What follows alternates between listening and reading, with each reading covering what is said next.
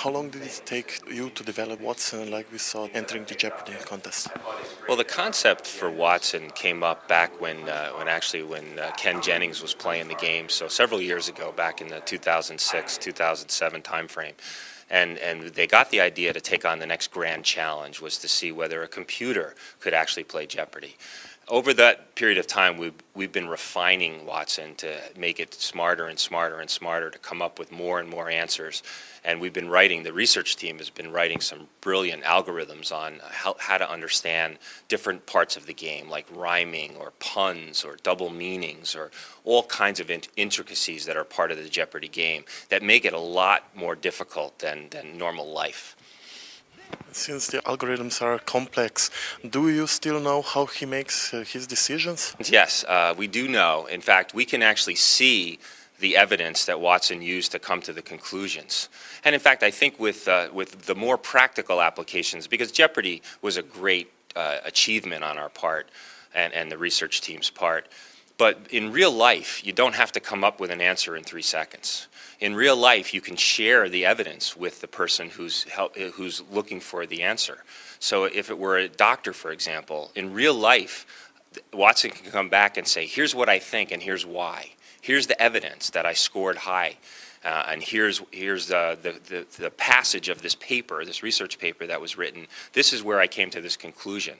And the doctor can then say, oh, I want to read more about that and look at that evidence. The doctor could then decide, I don't really like that source of evidence because it's not as reliable as some other source might be. Or the doctor may now discover a new piece of evidence that he or she wasn't aware of before.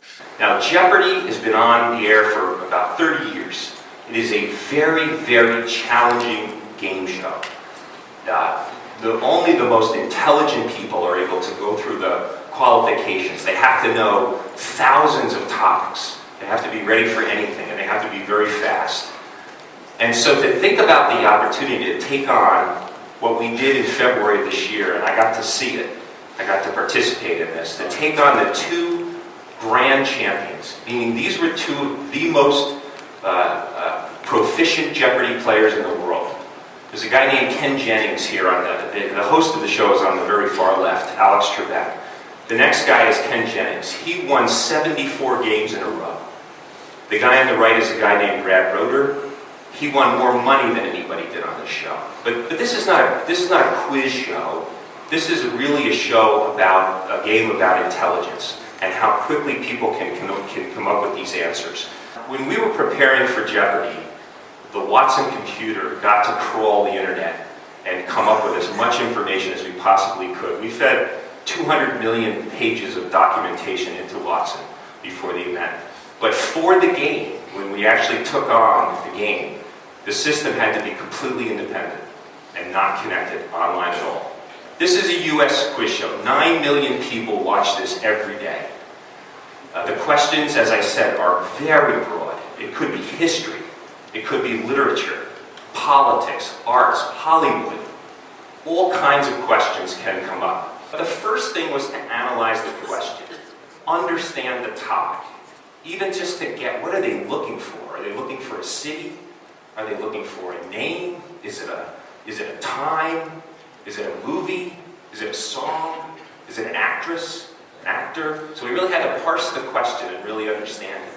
And then the second step was to come up with a number of hypotheses. What are the possible things that I would want to go learn? And then send all these systems off to go chase information, all within the system.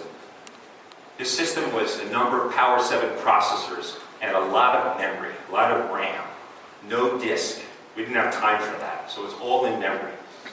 And then the third one was to come back and score that and say, what are the likely answers that I got back? Which hypothesis has the highest likelihood of being correct?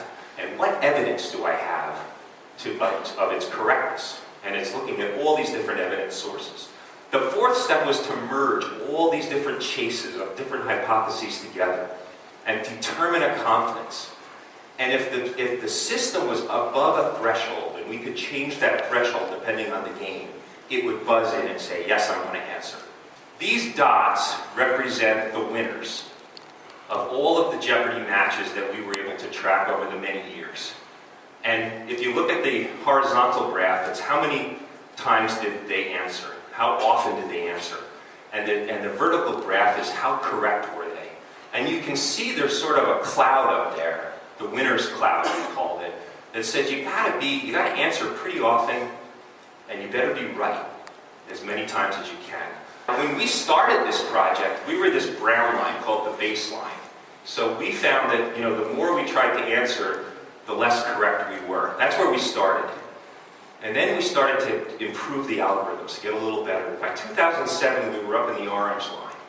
And that's when we contacted the Jeopardy hosts and said, hey, let's try this. You want to do this? And they thought it was going to be a bit of a trick. They weren't quite sure. But as we started to get closer, you see the green line in 2008, pretty soon we were up into the winner's cloud. And the thought was we might actually do this. It might actually work. This could be good. And the data which isn't 100% sure, does Watson eliminate the data all by itself, or is it, like you said, in cooperation with some human? Well, when we were playing the Jeopardy game, we were able to look at over 200 million pages of information that we chose what information to feed into Watson. So it wasn't just random searches, it was information we thought would be reliable.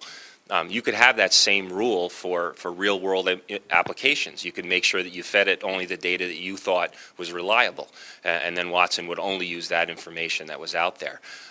But also, as I said, you can help Watson by saying, that information, I don't trust that information, so I want to score that a whole lot less than I want to score something else. It's all about the weighting of that information, and so if I think it's a less reliable source that pops up, I might say I'm not so sure about that. But if I see that this medical information came from the New England Journal of Medicine, probably I'm going to trust that source. Would you trust Wikipedia?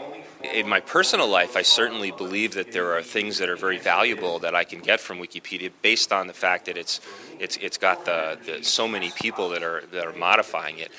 Would I trust it to come up with a medical diagnosis? I don't think I would trust it for a medical diagnosis, but I think it can be very helpful because it has its own sort of built-in self-correction as people, you know, constantly refine it. Do you think we will have Watson computers at our homes somewhere in the future?